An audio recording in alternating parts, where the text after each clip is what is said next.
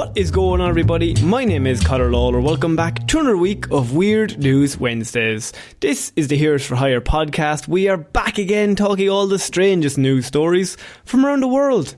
We talk about the news that the real news is too afraid to talk about. As always, I am joined by my best pal, Mr. Shaun Mead. Shaun, how's it going? I'm good, Conor. I talked to you a reasonable amount of time ago. People don't know, but, we weren't here last week, but we pre-recorded the episodes. We did fuck all work last week, lads. I wasn't even in the country for several days. He tipped off to fucking the Italian countryside or something. But I'm back and I'm ready to talk about. I feel like the trust is gone now. We could say that we're back, but are we pre-recording this episode as well?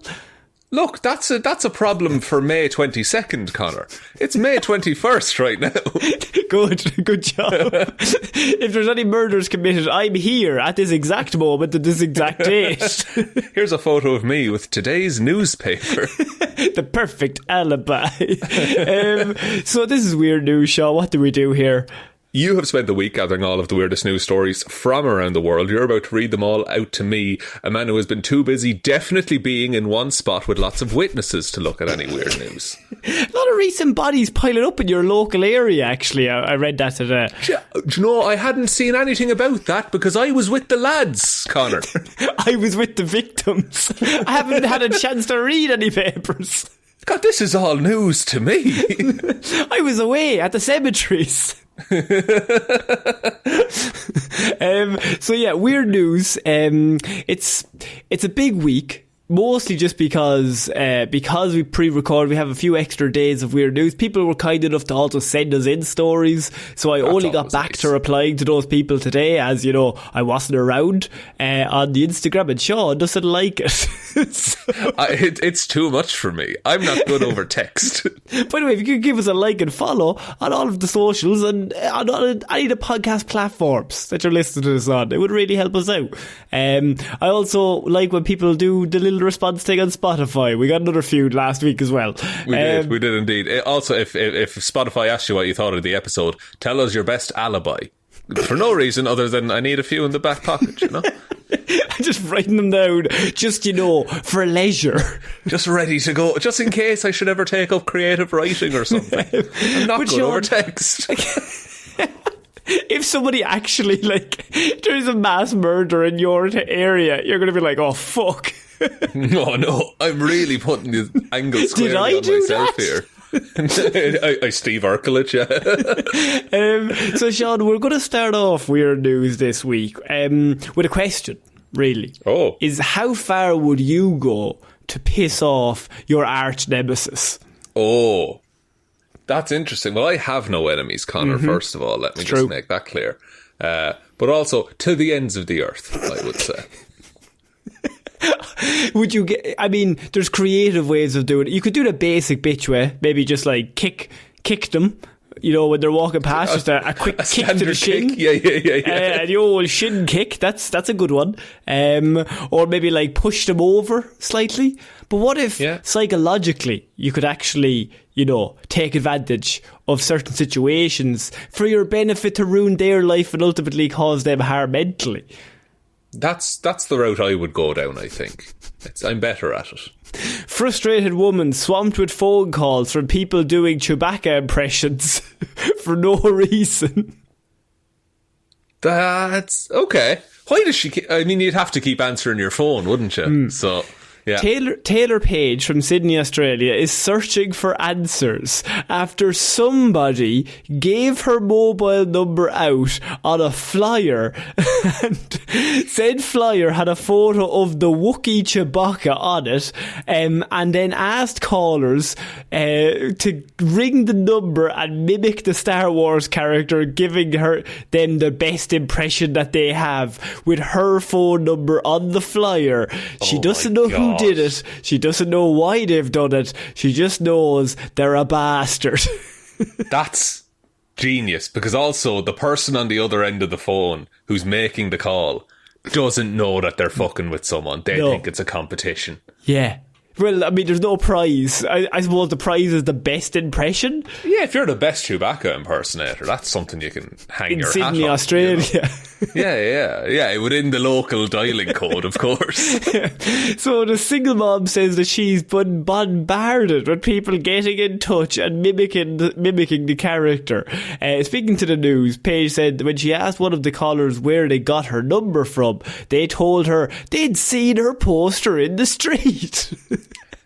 Who's doing posters in the street anymore? That's amazing. Has gone through the trouble of getting flyers printed off with this woman's face and Chewbacca and a phone number, and somehow then took the time to go around Sydney posting them on light posts, I assume. Yeah. That we're picturing the exact same thing right now. Is that they're going around with a bag full of these leaflets and a staple gun? Yes. That's what's going on in my head. That takes up an afternoon. Oh my god! And in the Australian sun, it's probably sunny. It's winter there now, but still, it's going to kill you. However, Paige said she had nothing to do with the bizarre competition, as on the flyer, along with a note telling people to provide their best impression, it also said that they would be in with a chance of winning $100 dues for the best impression. For the price of a phone call, you could win £100, Connor. I'd do it. It's £51, by the way, is $100 dues. Oh, of course, it's Monopoly money. I'm sorry. It's the dollary do. Dollary do. What's that in euros then? Jesus. It's like 60 quid? Like 100. £51 is like €55? 59.78, Connor, at time of recording. That's a which sweet I will reveal deal. is 13th of September. If you would like to also do a much better competition, you can subscribe to our Patreon down below for a load of extra content, much less than $100 dues. It's like $10 dues. Far much more content as well, Connor, between the movie reviews, the listener hangouts that we do. Oh, it keeps on giving. I just like saying dollary dues. When asked who she said thinks might be responsible for the stunt, she said, "I'm not too sure. I honestly couldn't tell you. I didn't even know I had any enemies." That's the thing. You never know you have enemies. True. You have to assume you have enemies. She then went on to state very clearly, "I hate Star Wars." Okay, so now that's narrowing it down. You now just narrow down the person you've said I don't like Star Wars to. True. So, and then, as yet though, she also has then said that she has only watched 1 or 2 Star Wars movies. She's not even that big of a fan, which, as you said, narrows it down. Who did you watch those movies with is number one. Are they a big Star... Sure, yeah, go for the biggest Star Wars fan in your life. They're probably the main culprit. Well, would Star Wars fans overreact to maybe being told that their movie isn't good? Yes. I'm going to say yes. It's going to be a yes from me, dog. As you are also a fellow Star Wars fan, you are allowed to speak on their behalf, I assume. Oh, yeah. I know the community that I'm a part of here. Yeah. It's at the least worst. 40% of those movies are good. And that ratio keeps going down the whole time. It used to be 50 and then they released another few. They released another few for putting TV shows into the mix. My God, lads. Everyone's watching Ahsoka, aren't we? Have you watched Book of Boba Fett yet? No, I haven't, and I have no inclination. Isn't the plot of that he wants to be a bounty hunter but nice? Isn't that the whole fucking thing? I want to kill people, but I also want to just be cool about it. You know what I mean? Like a hip-hop happening kind of guy. Of course, which was what Boba Fett always was, of course. That's beyond the point. Why... What is the person? It has to be someone offended that they don't like Star Wars, who then is like, okay, I'm going to now ruin your life. Also, I think there's a cheaper way of doing this as well, which is how do you go about this to maybe save money? You write the number. You need less flyers. Put them in a bar bathroom because people will be drunk and more likely to call. Preferably near a cinema where nerds would hang out. If you've got some kind of barcade situation, That's the dream. You're laughing. You're swimming in calls. Swimming in calls. You can't move for the minutes that and those people are lonely. Nobody loves them. Oh, Conor, now, come on, you're being a bit harsh. I love a barcade myself. Barcades are the fucking best, man. I would spend all night in the barcade. And all day. So what are you saying? You're saying you put them up in the bathroom. Yeah. And then what? That's it. Just it's a much more efficient way of doing it, because someone's not going to see a poster in the street and call right there and then do it. You need constant, and then the beauty of having it in the bar bathroom is it comes in peaks. You know, you might get no calls throughout the day. Yeah. But once 8 o'clock on a Friday hits, by Jesus, it's off the hook. 2 o'clock in the morning when the drink really sets in. Yeah. Print a second poster, put it in the kebab shop down the road. Just in the bathroom and the kebab shop. Yeah. 2 posters, you've tripled your calls. Yeah, at that point you are saving so much money, but also causing triple the harm that really you're losing money on yourself by doing any other plan. Honestly, and like if you could take this the whole way, like you register as a business, right? And then every time someone wants to call this number, it has to be routed through you. Okay? And then you charge, I don't know, $1 a minute or $500 a minute if it's dollary dues. Yeah. And then you're rolling in it, and you're making this person's life a misery. But the problem is, once you create the company, there's a paper trail that they can track it back to you. True. Unless we create several companies, money launder through all individually, and then maybe make up a few proxy companies on the side that then we can send the police that way if something goes on. That's fair, but I also want all of those proxy companies, I want them to have a net profit of 0. The only income I want is the ones that come from making this woman's life a misery. And I don't think that's too much to ask, quite frankly. I feel like you're going to do this to me. No, Conor, I have so many witnesses. Don't worry about it. Like, no one's going to do anything to you. Just if you keep your mouth shut. There's a secret 4th Patreon tier where I give you Conor's phone number. We'll never reveal the amount. No, you just have to keep putting it in until it's right. You just have to guess. Eventually you'll get it, then you just have a chat.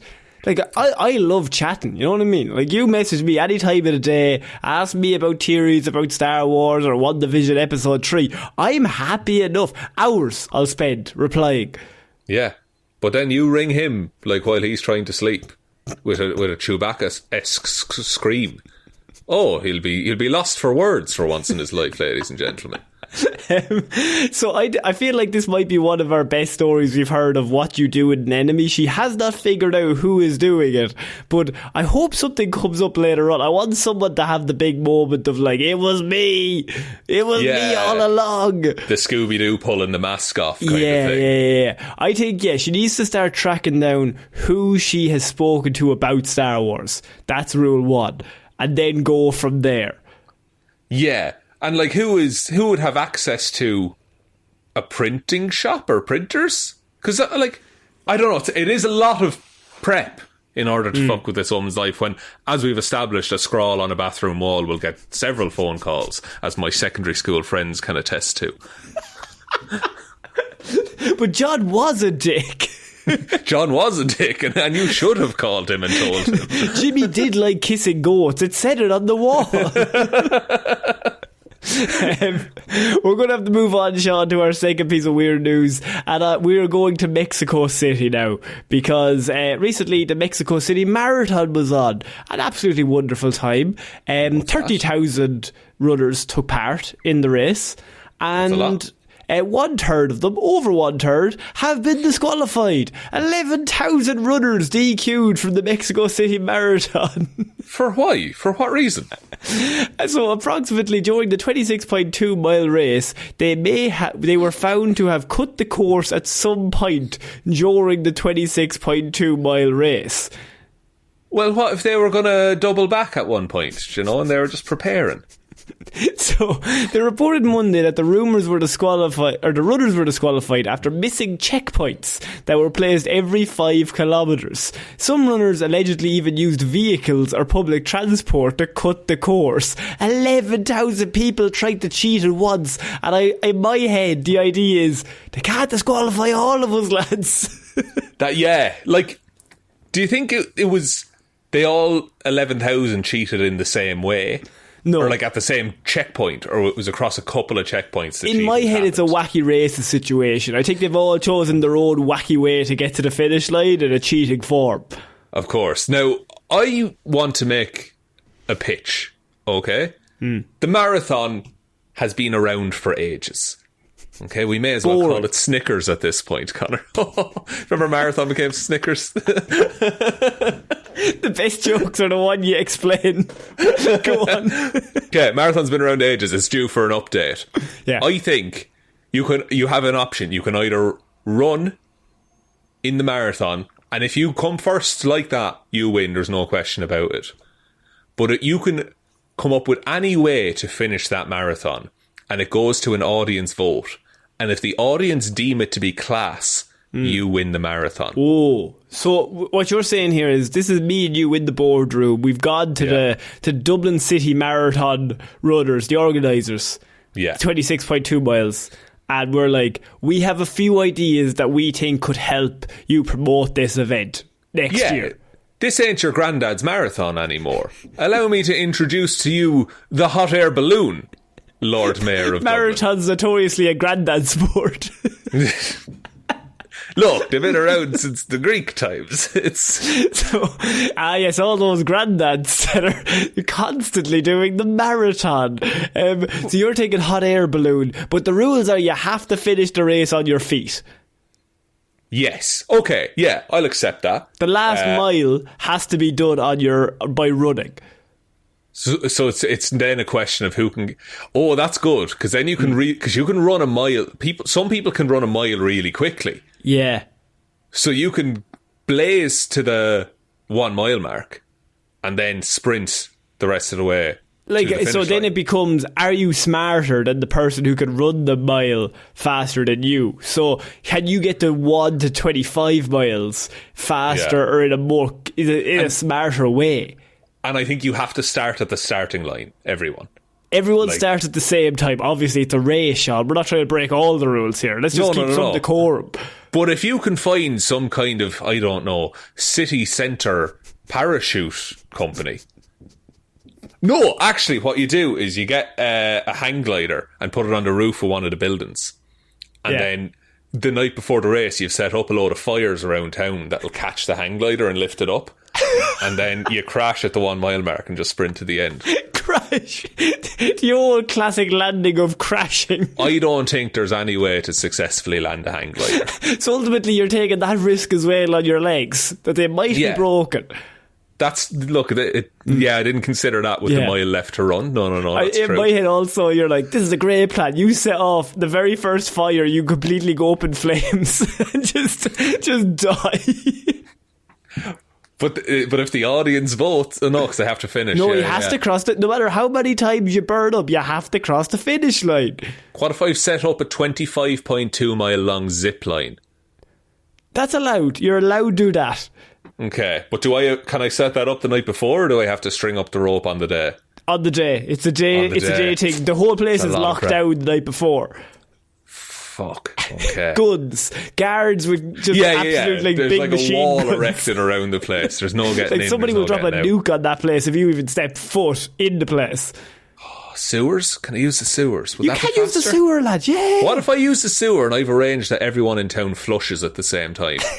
Now, granted, it's a risk on my part. It's a risk. You win, but at what cost? But the speed I would achieve, Connor, would be worth it. But you'd also die of several diseases once you I'd go septic, out. But you would be really ill. But I'd die a winner. As long as the audience votes. Again, it's a risk. Smell like absolute shit. I'm on top of the podium and everyone has a 10-foot space around me. The smell. Oh, it is pervasive. Like, it's going to get everywhere. I'm going to go... I'm going to get a bunch of dogs, and I'm going to attach them to like a little cart. Like a dog sled kind of situation. And then we're going to dog sled this. We're going to dog sled 25 miles. Yeah. Oh, pretty good. I'm going to get a load of those spikes they throw out in front of cars, and I'm just going to throw them in front of me. You're Mario Karting this. Yeah. Oh, don't get me started on the banana peels that I have. Yeah. just lacing the whole course with just random shit. What? Okay, what if, right, now look, this is a risk, okay? But I'm taking the audience vote on this one. Okay. I get on the back of a tortoise. Because, in a race, the tortoise always wins. No. So, in a fictional race that's based off a moral for children, the tortoise always wins. But in reality, that tortoise is getting the shit kicked out of it. By whom, Connor? If you sit on a tortoise, it's gonna die. No, it's one of those old school Galapagos tortoises. It's a fucking dinosaur of a young. So you're gonna get a really old tortoise. Yeah, but an old tortoise can move as fast as a young tortoise. So then you're proving my point even more. Yeah. No. But what? I'm on the back of a tortoise. It doesn't matter how long it takes me to finish the race. If the audience... No, I think the rules have to be the first 10 get voted on. But if you come like 7 hours behind everyone else, I still don't think you should win. But... Then you clearly don't have you've sacrificed speed for style. You need style points and speed points. No, I'm about the morals of the marathon. Well, I'm going to get on a fucking massive hare. Just absolutely kill you, lad. The biggest hare could not support the weight that the biggest tortoise could, first of all. Give me a Googs on how heavy a tortoise can support. How much weight? What weight is a much better English way of saying that. Not a horse, no, a tortoise. No, not a horse. How much weight can a tortoise carry? The larger tortoises can carry between 400 and 500 pounds, Connor. Fuck. So, I'm doing okay. Darwin got on their backs. Darwin did. Yeah, but Darwin, notorious marathon runner. I'd wager he could jog a mile, do you know? I don't think he sat them for 25.2 miles though. I don't think I can Google that. How far did Darwin sit on the tortoise for? Hang on, let me see. Oh, hang on, there might be a quote from Darwin here.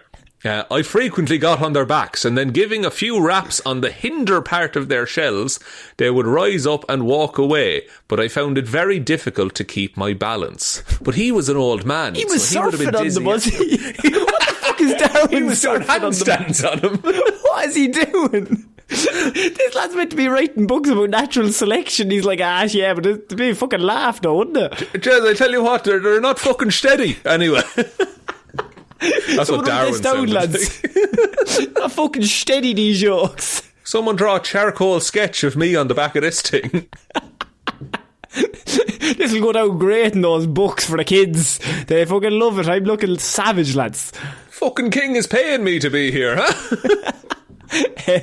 So 11,000 people were disqualified. The great event not only represents an outstanding celebration for all of the people of Mexico City, but it's also an occasion to reaffirm the transcendental values of sport.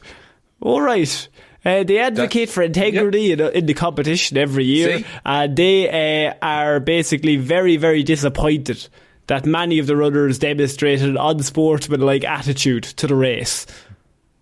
Well, what? I'm sure the winner's a prick as well. Like, did any of these cheaters come close to winning? No, they've all been kicked off. Right, well then those 11,000 should get to run again. And to see who's the best cheater. Who's the best cheater now is the real. And then that one person gets a prison sentence. Now, and you're like coming first. And it's like the last friend is like tight, you and your man in first and second, you're just like, but if I come first, I'm going to jail, but at the same time I want to win. I'll have won a marathon. There's integrity, that's how you find it out.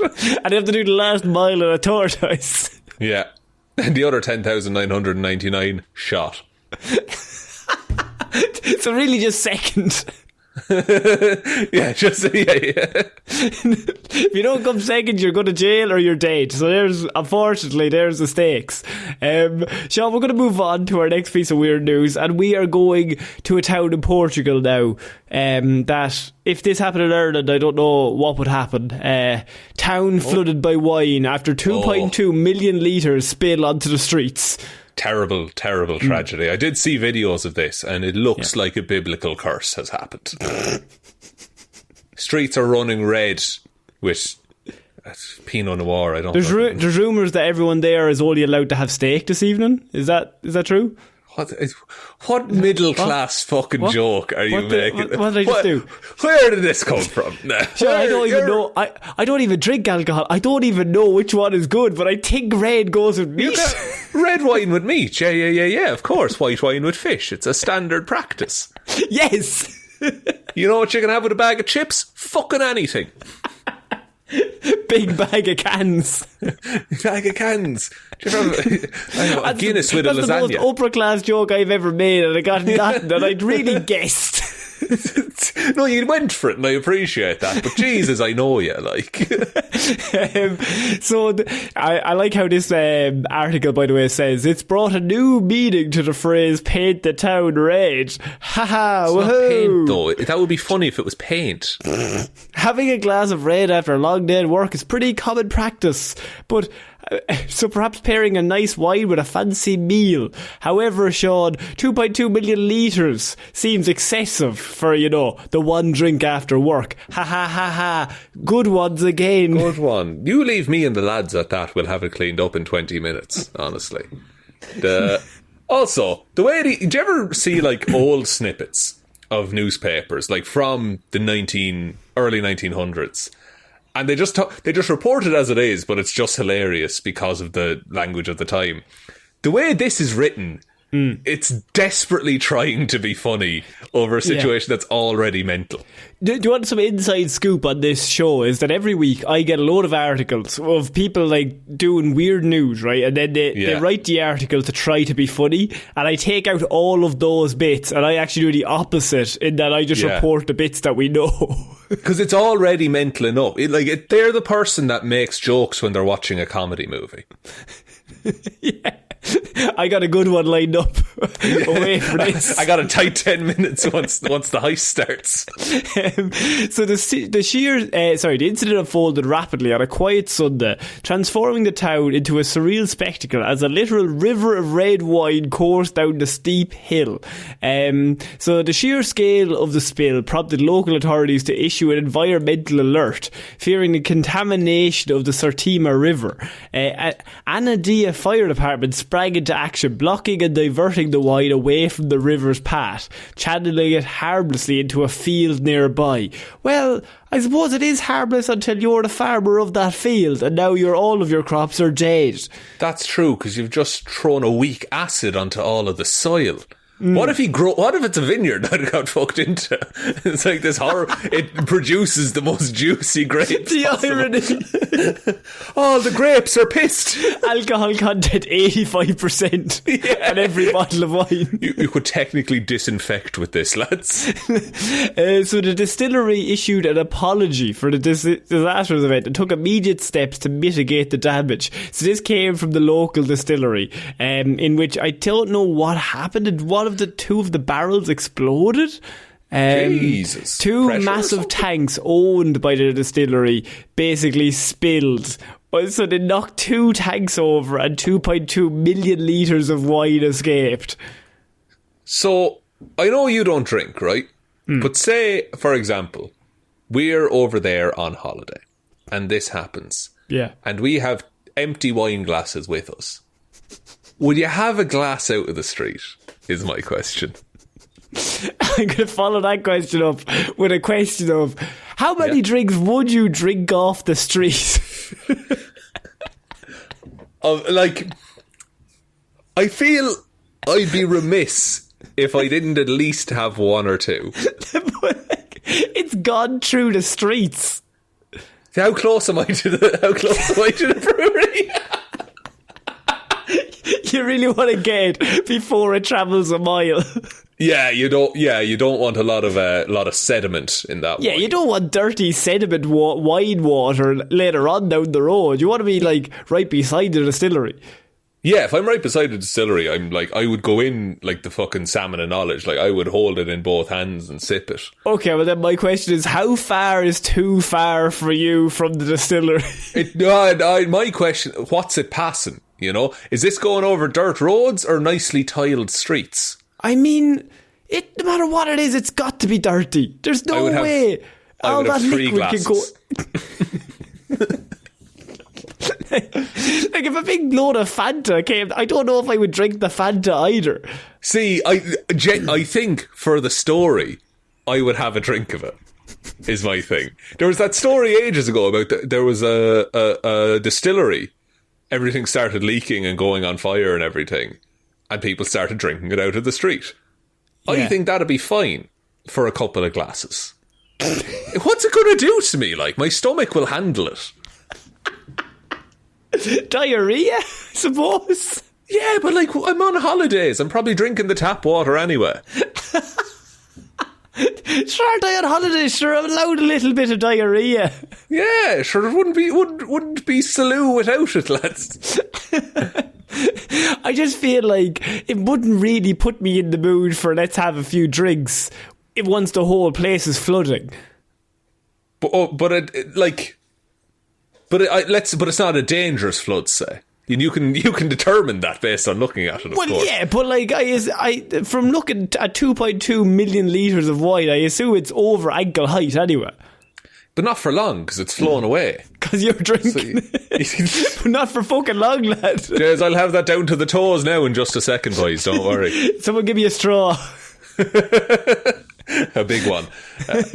I don't even. Yeah, I like the idea to only have paper straws and it just keeps wilting. I don't have enough.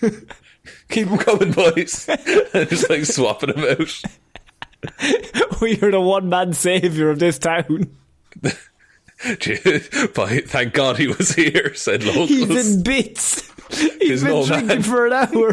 Tis a drinking machine. Tis no man. It's a remorseless drinking machine, that boy. I'd sample it, is all I'm saying. Be perfectly aerated. Oh man, that is so funny. I don't know what you would do at that point. I feel like in Ireland it has a different vibe. I think people are just like, even if you didn't like red wine, everything's stained though. Like you'd prefer a white wine if it was going to flow. If you're going to spill white wine, of course. That is going to coat everything as well. It's going to be sticky and hot for days. The flies after. Oh no! Yeah, don't care for that at all. Lad. You start licking those stones. In my head, you're like Moses, and it's coming down the hill, and you're like standing there. With it looks like straws. It's parting, but it's just it's me sucking it up. Look at him go. He's standing between us and just pure destruction. That boy. I went on a boat tour one time, and there was free wine.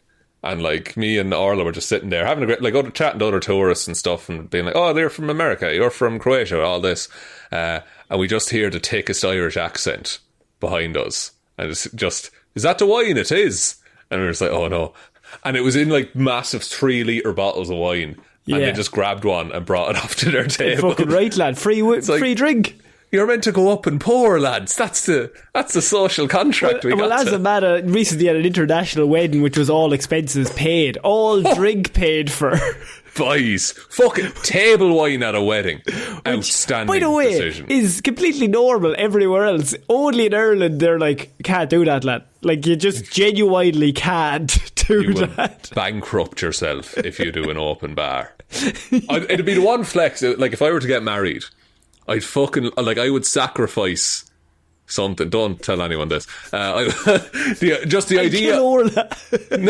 idea of being like on the wedding invitation, being able to write open bar.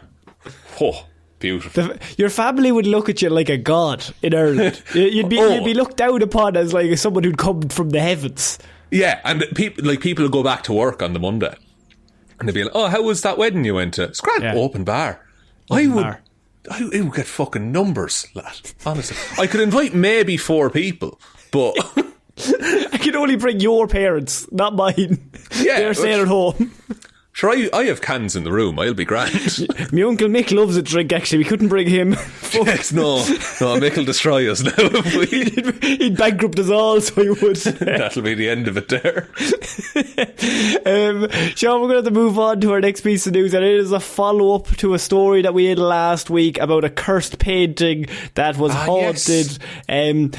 This is a bit of follow-up story. So last week we discussed the fact that there was a painting that was bought by Zoe Elliott Browne, and she brought it home, and then her grandmother started acting really weird and basically started getting the shakes, but we decided that it might have been because she recently gave up the drink. We're not quite sure. She was at my wedding, actually. So. She was in her 70s and she was addicted to drugs and drink, as far as we know. Now, look, we're obviously just saying these things, might not be true, but we're just stating these facts. These facts with no evidence. Evidence, but you can read between the lines. Come on. Because it's not causing that old woman to shake that painting, but it is haunted. So she handed it back to the charity. And then the charity, then she bought it back from the charity again. The second time. Then went on this morning as well. Let's not forget that. But then, Shaun, we have found out this week that Miss Elliott Browne has sold the painting, the cursed painting. For profit. For a lot of profit, yes. So I said this is the only ethical way to get rid of that painting as well, if you don't want to destroy it, is to sell it to someone who knows about the curse. I just want to preface that. That is true. So now she has released the news on the TV, this painting is cursed. Yeah. Do not buy it. But of course, people are idiots. And if you tell them something is cursed, they'll be like, well, I'm going to buy that because I'll be the one that won't be cursed by that. Yeah. I'll be different. It won't affect me, surely. Well, recently it was listed for £450 originally. Right? Originally? Remember, bought from a charity shop. Yeah. Sold for nearly £1,700, Shaun. Jesus Christ. Yes.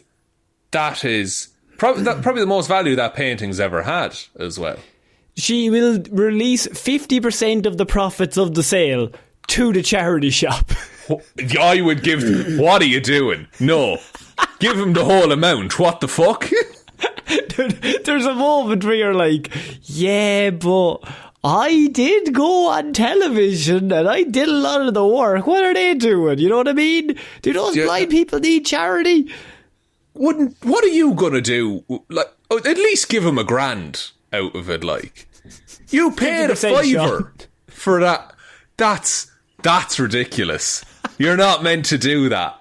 If you make money off the back of a charity shop, you're meant to put it back into the charity shop. So she buys it once, realises it's haunted, gives it back, then realises, shit, a haunted painting will make me famous, then buys it back again for like 10 quid, and then is like, I'm going to go on TV, sell the story to the newspapers, and then when that dies down, I'm going to sell it. And it's going to make a shit ton of money. And geniusly has made €1,700 off this, or £1,700 off this, which I assume is like nearly $2,000 in euros, and is going to give 50% of the profits back to the charity. But Shaun, that means the other 50% gets to stay with old Zoe. Yeah, Zoe's done really well out of this, hasn't she? It was on auction on eBay, by the way.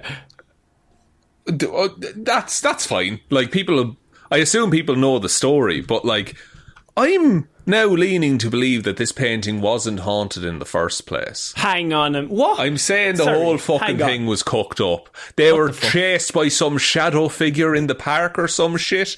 Yeah, her and her boyfriend were chased by a figure that was all shadowy in a thunderstorm, and then they sprinted away, even though we realised, well, why would the painting be outside in the open air? If the painting was haunted, then the painting would be haunted. So if you were around the painting, why would that follow you if you did an errand in the shop? Yeah, I think I think everyone's in on it, and I think they've hoodwinked the nation. And quite frankly, I won't stand for it.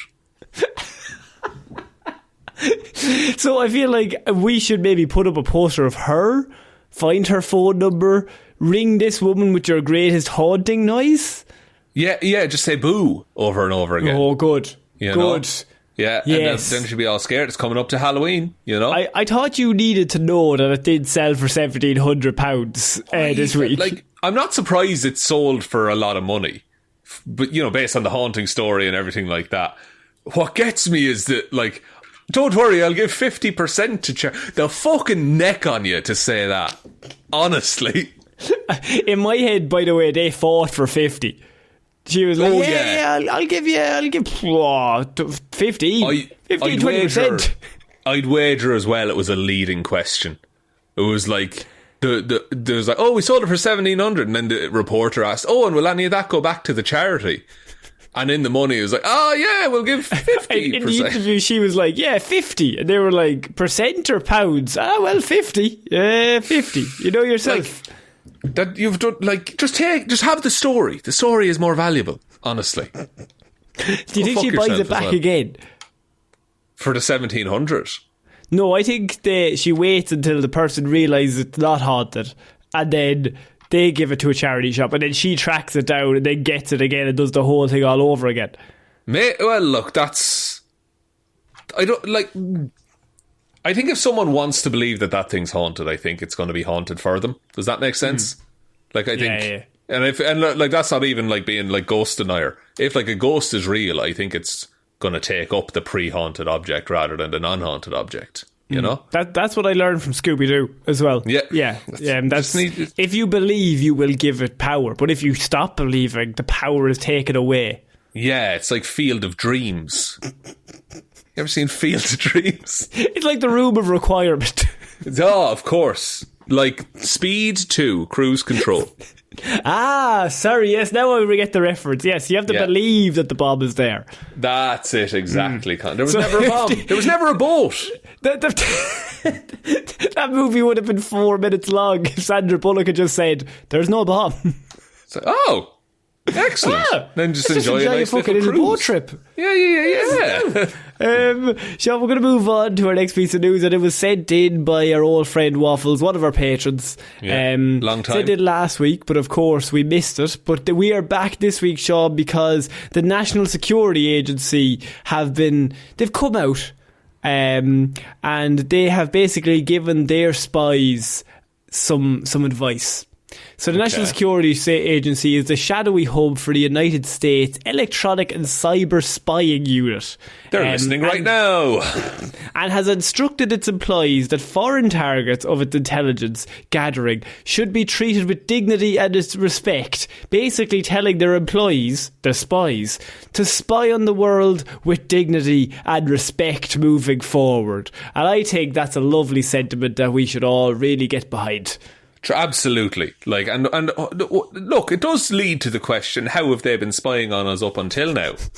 You know, if only there were some kind of documents that could be exposed to reveal such a thing. It's almost like for many, many years they've just been spying on people without dignity and respect. That's it. It's fucking wild, in fact, that we're all aware of the organisation created solely to spy upon us. I'm thinking of that scene in Batman: The Dark Knight. Yeah, of course. Look, Lucius, you'll be at Gotham, but the machine can't be there. I won't be here if that's turned on. So, many people, civil liberties experts say the PR-friendly directive is an attempt to mollify European partners and American critics. So basically, people think that they've released this statement because the European section were coming at them to be like, you're breaking a shit ton of laws, spying on people, when you're not giving them any sort of, like, information that you are spying on all of their shit. And so they've said, to counteract that, we're only spying on people with dignity and respect these days, so you should better be nicer to us. We're not being weird about it. We're just spying on you, but don't worry about us. We're okay. There's a thing in California, you know the way the internet's a nightmare now, and everything sucks, and it's a terrible way to experience information. You know the way you have to click, like, accept all cookies and sign away everything when you click on a website, any website, anytime. In California, you have to if you don't want to opt into stuff, you have to click a button that says, please don't sell my data. That's like a rule that has to be on there. That's pretty good. Yeah, I think that's a better way than being like, we need your consent for these harmless cookies. Experts also pointed to the absurdity that the NSA, an intelligence agency that specialises in electronic eavesdropping, including the interception of text messages and emails, could do so respectfully. Like, there's no respect. There's no respect anymore. This is like the CIA putting out a statement saying that going forward they'll only waterboard people with dignity and respect. That's a damning statement, and I love it. That's excellent. Mass surveillance is fundamentally incompatible with basic human rights and democracy. The NSA did not immediately respond to a request for comment. It's not right to spy on people. Hang on a minute. But here we are. You in particular are definitely on some kind of list based on all of the weird shit that you look up for this show. Hang on. Whoa, hey. Oh, I've clicked on. Yeah. I look up the weird stuff. You click on I was about to say, if we're doing things said on this show, you are going to jail much faster than I am. How? In what way, with all of these witnesses, am I going to jail? You have said some of the maddest shit I've ever heard a human say. And it's all recorded, baby. And especially when you've had a few monsters before recording, you will just say stuff. It's really truth serum for me, isn't it? You'll just let stuff out, and you'll just incriminate yourself. You're talking about the otter thing again, aren't you? I am talking about the otters thing. Yeah, you said you were going to steal a bunch of otters. No, I was going to rent them from a local sanctuary. And if you didn't get the rights, you were going to take them. Yeah, but I'd put them back. In the wild, where they belong. Put them back. Actually, I do often. I promise, and I do often incentivise rebellion. You do always incentivise. That's your first need.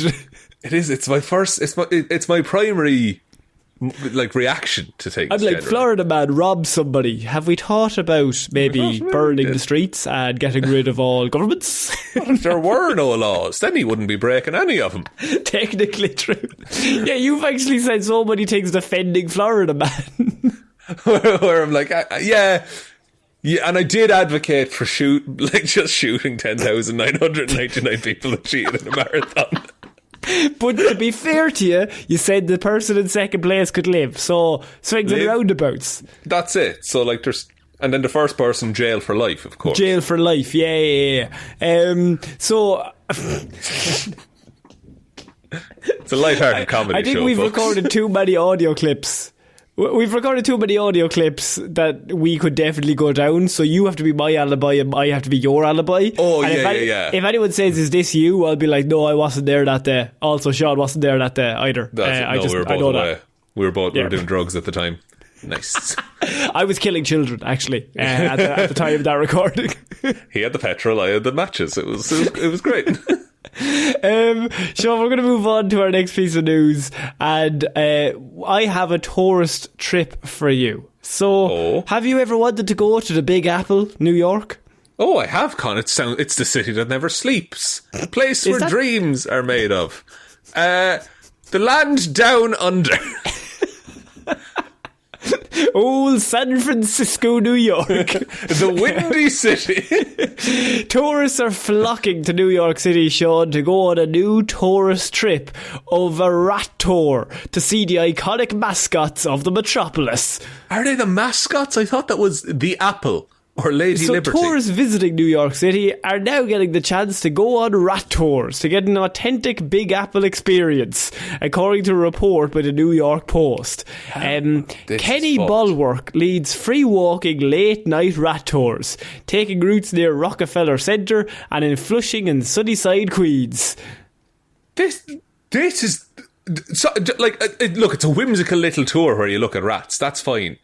They're capitalising fucking disease, essentially. Rats are like the New York City mascot, he told the news. People want to see it for themselves. They will, they're fucking everywhere. He also live streams on TikTok as he explores rat-infested parts of the city with up to 10,000 people tuning in at one time. That's fucked. Kudos on him for the hustle, I suppose, but surely the money should be put into not getting the rats away. Like, rats are fine, but like the ones in New York are pretty fucking manky. One of them is a ninja, and he trains 4 turtle fucks who are always causing trouble. He should be the first taken out. He's the first on my list. I'm not saying we need to shoot all the rats. I'm saying we shoot him first because he's their leader. Ones. Yeah, you cut the fish at the head and that stops it dying or whatever. And we get Shredder involved. Are you Shredder? Maybe that's my arc here. Maybe Shredder. I'm going to turn into Shredder. Man, that'd be cool. I get that claw hand thing. It's one of those things you just have to see, said Aaron Lidwell and his wife from Altoona, PA, who visited the city hoping to see the rats. I'm sure there's rats in Philadelphia as well. Why would you go to New York to be like, you know what I'd love to see? The fucking rats. I've heard people have come back from New York and they've been like, there's rats everywhere. Yeah. It's like, it's not a point of pride, or it shouldn't be, at least. Yeah. It's like seeing a pub in Ireland. Like, big up to do, lad. Yeah, sure, it's mad that there's so many of them, but think about why there's so many of them. They love the drink. They love the drink. The rats love the drink, that's true. The rats here are alcoholics. We're the rats. Have you ever seen a Rat King, by the way? Wait, now, is this a movie? Is this a show? Is this a real life thing? It's a phenomenon in nature where you'll get rats and like they'll be all bundled together and their tails all interlock and get so tied together that they just fuse into one thing, and it's this mass of rats that then just moves as one fucking body. It's weird. Well, that's the most horrifying thing I've ever heard. It's horrendous. Do you want to see a picture? I would, you know what, I absolutely wouldn't, but I know you're sending one anyway. No, I won't do it because it is foul, I will say. But are we not saying that might be Master Splinter? See, Master Splinter was genetically altered, you know, like there was outside forces at play here. This thing just happens every so often. You're saying they Megatron up?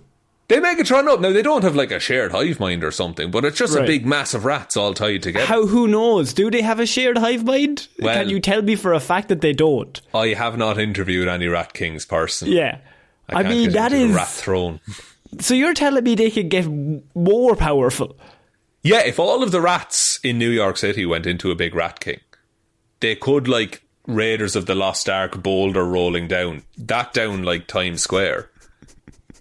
We would have to get some sort of, I don't know, Power Ranger Megazord to maybe fight them. Yeah, what's the natural enemy of a rat? A cat, I suppose? You need to get a cat king. A cat king. Top cat. No, he's far too lazy for that. He's not good enough. He's too apathetic. He's just chilling out. He just hates work, that lad. He has a top hat, that's all he does. He just has his little nightstand in the telephone box and that kind of shit. Making snide comments, that's all he's good for. That's all he's useful for. You're going to insult the Rat King to death. He can't hear you, he's made of rats. He can't, you'll be dead.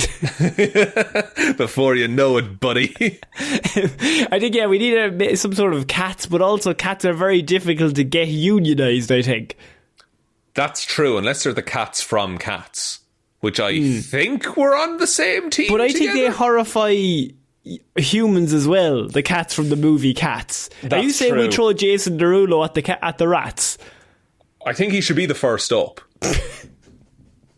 Because at least he would declare who the rats are fighting, you know. If the rats declared, who are you, he would very clearly state, he's ready to go. Jason Derulo, and then he jumps into the rats. Jumps into the rats and starts punching the Rat King. We give him like a little sword and shield. And yeah, they're rat size though, just to make it fair. And then there's a group of tourists watching. Jason, your shield, Derulo, together. They are Derulo, Jason. Fuck. Fuck, we fucked it. We had one chance. Oh man, we're going to finish off. Pitbull's the obvious option. Mr. Worldwide. Mr. Worldwide himself could do this. Shaun, we're going to finish off with Florida Man because we have a recurring character who came back this week in a big way in the news, and you've probably seen this. Florida Man banned from entering the sea following another arrest for trying to cross ocean in human-powered hamster wheel. Oh my god, I hadn't seen this. I didn't know he was back, but we've had this guy twice or 3 times now. So Florida Man has been banned from entering the sea. The sea he's been banned from. So Reza Ray Bellucci, an Iranian athlete and activist living in the US, was arrested on the 1st of September after being spotted by the US Coast Guard 70 nautical miles off the Tybee Island in Georgia. Bellucci was seen in a human-sized and powered hamster wheel, apparently, by his own words, on his way to London. London! What? Just Ireland. He's going around us. Yeah. Stop off in Shannon at least before you go over. And landlocked London. Yeah. Is he going to go up the Thames? Does the Thames drain into the sea? I suppose. Hang on a minute. Hang on. Does the Thames freeze? No. Drain into the sea. Does the Thames flow into the sea? It does. So of course it does. But he would have to go. So not all rivers. I don't know enough to finish that sentence. You nearly went for it. You nearly did. Would you not fucking rock up in Brighton or something, like by the coast? I mean, that would make sense. Maybe then rent a car, drive there. Yeah, Cardiff. Like any of these would be lovely. In fact, it is said to have not even been the first time he has been intercepted in his journey across the seas, with Bellucci having attempted to run across the Atlantic in his bubble multiple times before. Yep. It is we have covered this man several times, but in his latest attempt, Bellucci and police are reporting as having a 3-day standoff prior to his return to shore and arrest on the 1st of September, with the Florida Man basically determined not to return to land, and them being like, you will die if you go to try to run to London. So for 3 days he was running and he made it 70 miles. Yes, but he's running on the sea, which is much more difficult. You're fighting tides and current and all the rest of it. Weirdly enough, if he caught the Gulf Stream, he would be carried right to Ireland, to be fair. That's just, I know that much about the Gulf Stream that now here's the thing, Florida Man is not looking that information up before he sets off, and you know he isn't. He would have left from the Gulf of Mexico if that's what he was doing. Do you want to know how far it is from Florida to London? Go for it. 4,386 miles. Easily run a day or two. Easy. And then 11,000 other people could run it and cheat. It'll be fine.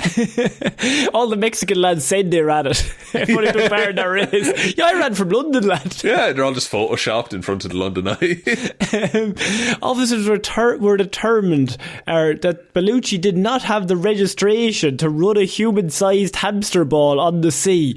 Is that a very specific registration that you need? Yeah, is there a form for that, or do you have to surely there's no form for that, and that his rather ambitious voyage was manifestly unsafe.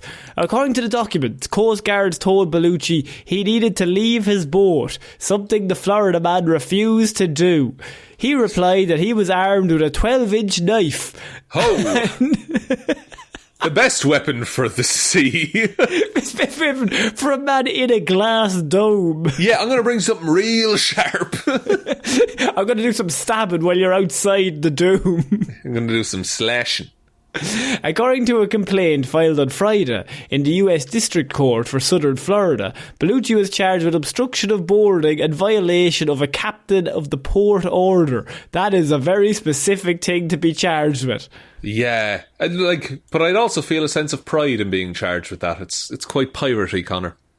Here's the main thing, right? So he's got a set of conditions that he has to follow. His bail is set at $250,000. So he's not probably, I think they're sick of him at this point. And also, he may not go to the ocean or board a vessel on the ocean for the rest of his life.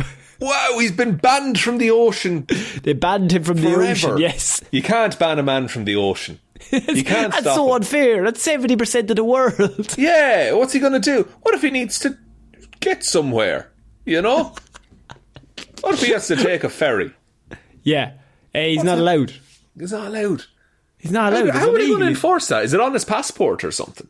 It's just that they have posters of him everywhere. This man is specifically not allowed on the water. Do you remember back in the day you could just get a boat and go? What if we did that, buddy? What if we just left? Interesting to say my nightmare out loud. Very specific. You, me, confined space, months on end. What could go wrong? Hooray! It'll only go well. I've got a 12-inch knife with me. Why are you drinking all that seawater, buddy? That'll make you real sick. Come on. Oh. So while he may be banned from the ocean under current conditions, it doesn't mean that Bellucci will not be allowed to go into the sea in the future. It becomes after Bellucci's last voyage in 2021 was a similar disaster, as he was arrested in 2021 as well, having made his giant hamster wheel and attempting to run from Florida to London. Yeah, there was I think his first one then, one of them he was trying to run from like Florida to New York or something. I think. Florida to New York was the first one. Then it's Florida to London. And now it's Florida to London again. Right. Just stop, leave. You need to leave from somewhere with less good coast guards. Do you know what happened the first time when he went to the New York trip? He planned on it being a 3 to 4 week journey up to the US city. Unfortunately, the trip was cut short when Florida man Bellucci realised that he forgot to bring his GPS and charging cables in his homemade hydropod. So he had to abandon the expedition. And slowly crawl back to shore. Yes, because he was going to get lost. There must have been, we probably made this point at the time, but there was probably a moment in that journey where he was like, well, I chanced it anyway. Yeah, he's kind of like, well, I know the sun sets, the sun rises and sets, and I am going north, I suppose. He's there rubbing a magnet on a needle, like just trying to improvise it. Just anything. He's trying to figure it out, but I am in a glass dome in the middle of the fucking ocean. I probably will die, but at the same time, it's getting dark. Once darkness sets in, tough to tell where you are. Yeah, I don't think this man's ever spent a night at sea, like. Yeah, because he never makes it that far. No. He always gets to the daytime, and then they're like, Coast Guard are here. It's like, alright, fuck, if we don't get him now, we'll have to get him in 4 hours. So I think that's Florida man's trip has been cut short again, unfortunately. I'm assuming he will try again in a few months when everything's set up. Yeah, but and they'll try and stop him, but he'll keep coming back, you know. Eventually he's going to do it, and he will die, but he will do it. He will, but that one man made it across in a barrel just floating, so we'll see what happens there. Remember that French guy? What a guy. What a man, what an 80-year-old man that was. I think that's it for this week's Weird News, Sean. Do you want me to take us out, Conor? Yeah, sure, why not? Thank you everyone for listening to this episode of Weird News Wednesday. We will be back Friday with Hero or Zero, Monday with Movie Monday. Oh, not Movie Monday. Nope, not saying that anymore. Oh my God. Nearly locked us into a show there, Conor. Ooh, boys. And next Wednesday with another episode of Weird News Wednesday. Big thank you to everyone over on Patreon, patreon.com/Heroes for Hire podcast. Link to that is in the description, and massive shout outs and thanks go to Róisín the wife Palmer, Joe Burney, Ryan Komatsu, Dozer Enthusiast Evanson, secretly Ed Sheeran, don't tell anyone, David Clarke, Shaun Chuck in the washing, it'll be grand Jamieson, Dominic, Anna Irish Walrus Forever Hjelmroos, Danny McLaughlin, Lordsmish, Michelle Browne, Michaela Doughty, Frost, Ed Ball, Conor and Lorraine. That's it. No, stop typing now. Let's keep it simple for Sean's sake. Russ, lads, are you hungry or lonely? Well, I have a special on 1 pizza, garlic bread and a litre of ice cream. Order online. Jackson Brueheim promises he isn't a sun bear in a human suit and insists people stop pulling the zipper on his back.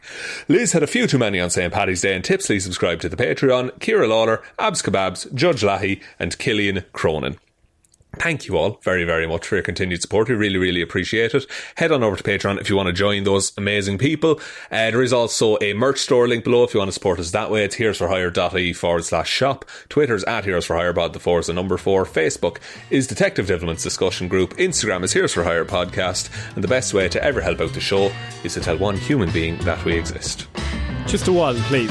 And I think that's about it, Connor. I think so. So I've been Conor Lawler. I've been Sean Meehan. I shall see you on next weekend. Bye.